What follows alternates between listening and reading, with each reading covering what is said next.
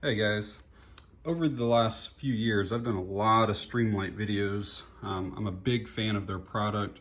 I've done some of their larger handhelds. I've done some of the small 90-degree lights, even all the way down to like their tiniest little micro stream. Just love their products. I've done a lot of weapon mounted lights and lasers and lanterns, just a lot of Streamlight products. And I'm pretty excited for today's video because they've actually just sent me this brand new, it's not even released yet. It's not going to be released, I think, until like mid-August. But this is the Stinger 2020. And I've had it for a week or so, and I repackaged it just to kind of show you guys how it comes. A lot of the Streamlight packaging, you kind of have to either cut open and then you pretty much destroy it, and then you just got to throw it away afterwards. But this comes in kind of a unique box here. So it has these little tabs on the end. And after you got both of them up, then this thing does slide off. All right, and then this is how the light is presented inside the box. So it looks like that. And then all of the accessories are underneath here. So the light is actually on the charger in the box there. So this here is everything that's included inside the box. You obviously get the flashlight. There's some mounting screws for the charger. There's a lanyard. There's a 12-volt adapter that you can use instead of this charging cable right there, and operating instructions. Just to give you some real quick specs on it, you got a high, medium, low. On high, it's 2000 lumens for 2 hours. Medium is 850 lumens for 4 hours. Low is 100 lumens for 24 hours. And that is enough light that if you were to tail stand this and leave that on, it would for sure light up an entire room easily. Like if you got a power outage, so you know, let's say you use it for 4 or 5 hours a night, that's gonna last you 5 or 6 nights. And it also has strobe, and that lasts for just over 3 hours. All aluminum body. It is 7.5 or 7.6 inches long, and it weighs just over 12 ounces. The way that they designed it, it's basically like flat on the sides. So once you set it down, it cannot roll. And then it has like this textured grip. I don't think it's quite as severe as like skateboard tape, but it's a little more plasticky feeling than like what like Talon grips are. Besides like not being able to roll, like I just mentioned, it's also like ergonomically designed so that your fingers, it kind of latches on here and it puts you in a good spot for your thumb. Then also back here, it's easy to get your hand around this because it's not round. You can easily get onto that. You can also use this to tuck underneath your armpit, but to hold it, like if you had to approach somebody's window or something like that, and you want to tuck because it's flat and flat, it goes against you much easier than what a round one does. So in my opinion, this mode switch right here is the absolute best thing about this light. I've been in probably 30 or 40 Facebook groups about flashlights for, I don't know, the last 3 or 4 years at least. And every so often somebody comes out with a post and says, like, if you could put something on a flashlight, what would you put? And my response every single time is put a mode selector so you can just easily push a button to determine what output you want. You know, most flashlights, you gotta hit the damn button sometimes 4, 5, 6 times to get to the mode that you're trying to get to. You know, if it starts off in low and then you wanna go to high, you gotta hit it multiple times to get there. This is what I've been waiting for. I love this idea. It has 2 different switches to turn it on. You can turn it on simply from up here, and then I'll show you that here in a minute. And then you can also turn it off from back here, or vice versa, but you can turn it on from back here as well. Both of them also have a momentary where you don't have to fully click it. So if you're trying to be stealthy, you can just, you know, without, and this button back here is nice. It barely takes any pressure at all. I mean, you almost just lay your thumb on it and it comes on. So you can turn the light on, and I'm in a low setting right now. And if I want to go to medium, I just simply move that to medium. I'll show you with my other hand so it doesn't obstruct it. And if I'm in medium right now and I want to go to high, I just switch it over. I mean, it really is that simple. I love that design. That's the way I wish that most lights came. So very, very simple. This little handheld pocket light here.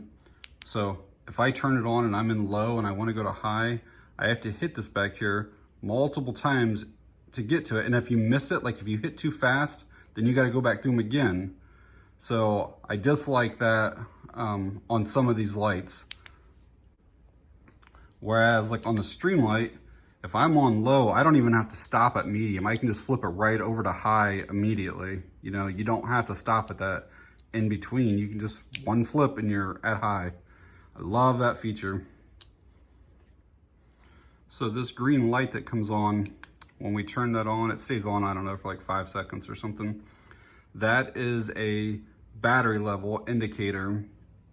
And if it's showing green, it means your batteries still have a good or close to full charge. If I would have turned that on and it was displaying red inside of there, it means your batteries are getting low. And personally, I would charge it at that point. But there also is still one more stage where it can get flashing red, and that really means that your batteries are almost completely depleted. And for lithium ions, it's not great to run them all the way dead like that. So I would charge it when it gets to red. And so speaking of charging, this is their smart charger.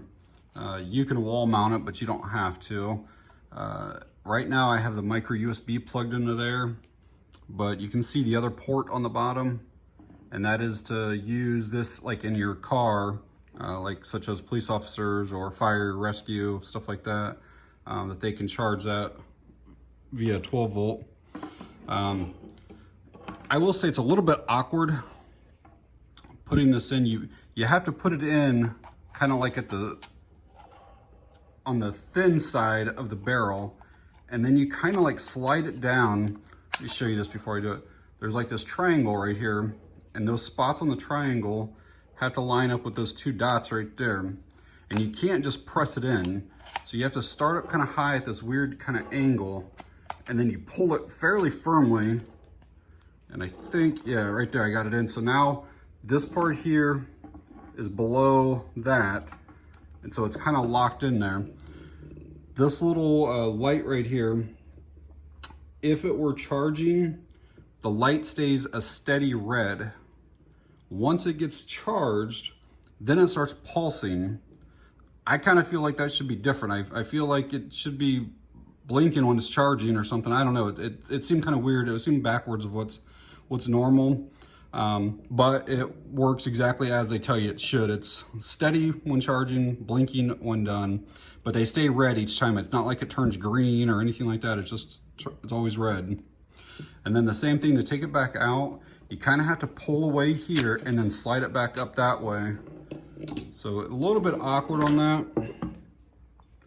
So besides having that small complaint about how you have to fit this down into that charger, I mean, I might get used to it. I've only been using it for a week. But another complaint I have is, like, I think the light looks just really cool, really sleek. I love the appearance of it. And then it's got this thing right here. And I wasn't even sure exactly what it was even for until I started messing with the batteries. And basically this is like a spring-loaded latch right here. And so what you have to do is you have to pull this, and then you just hear how that popped open. Now you have access to the batteries. I wish they would have done something different with this design. I just don't like having this metal plate and these screws on the outside of that. There had to be another way that they could have done something different, but that is what it is. I just don't like the appearance of it. It doesn't affect anything. I just don't like how it looks. So this is the battery pack. It actually uses two 18650 batteries. So that's how it gives you fairly long run times like that. These batteries are somewhat unique. So you can obviously charge it inside the light, like we already showed with the charger. Or you can actually remove these batteries. And Streamlight sells like a Y-split micro USB cable, but you don't have to use that. You can use any micro USB cable to charge the battery directly if you want. Their Y one, what's nice about it is that you can charge 2 batteries at the same time. Another way that you can do it is just with an old-fashioned like lithium-ion charger, and I've actually charged these batteries that way, and they work just fine. You basically just put it in your charger, and this is actually a pretty fast way. This charges about 1 amp, so it charges fairly fast. Another thing, so Streamlight basically says to only use Streamlight batteries in their stuff. These have like a built-in circuit protection. I don't know if you can see that. There's like a little line right there, a little line that goes all the way around.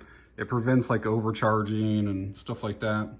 And like this is a typical 18650 battery. And when you hold them up side by side, you'll see that Streamlight is significantly longer because it has that built-in protection at the top and that USB charging port.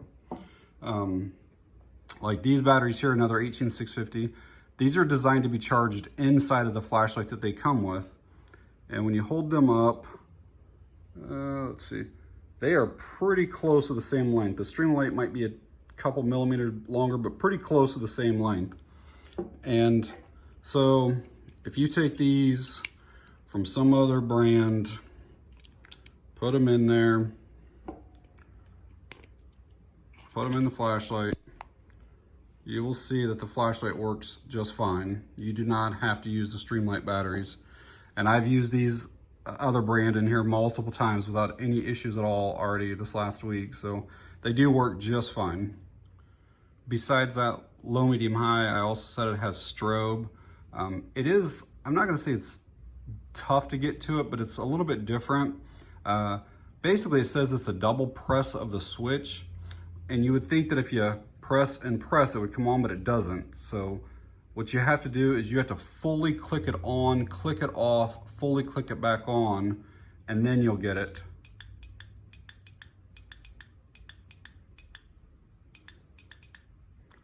And I just did that all on camera right there just to show you how it can be difficult to get to it. So what I found better than following the instructions on that strobe is to just press it like 3 or 4 times really fast. And then it usually comes on, but that is somewhat awkward to get into it, I'll be honest.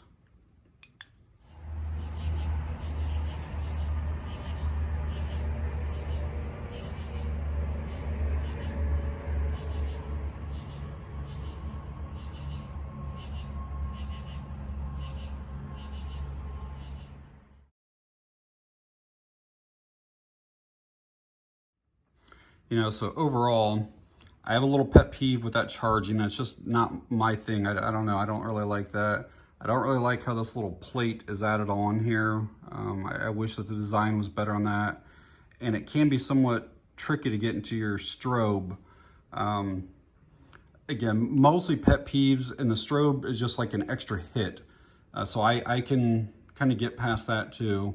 I love the design of this mode switch here. It's so perfect.